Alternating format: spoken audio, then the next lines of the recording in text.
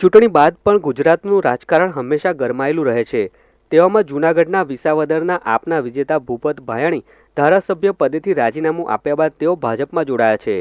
ભાજપ પ્રદેશ અધ્યક્ષ C R પાટીલની અધ્યક્ષતામાં ભૂપત ભાયાણીએ ભાજપનો ભગવો ધારણ કર્યો છે। ભાજપ પ્રદેશ અધ્યક્ષ સી આર પાટીલે ભૂપત ભાયાણીને ખેસ પહેરાવી ભાજપમાં આવકાર્યા હતા। આ ઉપરાંત ભૂપત ભાયાણીની સાથે 450 જેટલા તેઓના સમર્થકો અને ભાજપના કાર્યકર્તાઓએ પણ કેસરીઓ ધારણ કર્યો હતો।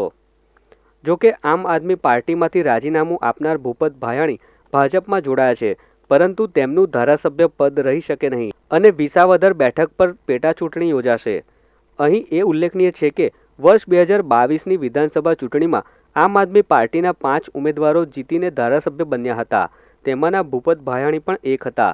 જો કે હવે તેમના ભાજપમાં જોડાવાની અટકળો તેઓ ધારાસભ્ય બન્યા ત્યારથી જ સતત ચાલતી હતી, જે અંતે હકીકતમાં પરિવર્તિત થઈ છે।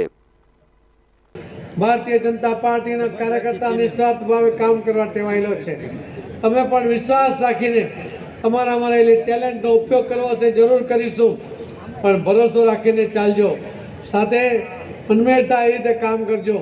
અને આમાં તો ઘણા બધા ભારતીય જનતા પાર્ટીના ઘર વાપસીવાળા છે, એટલે મારે વધારે કંઈ કહેવું નથી।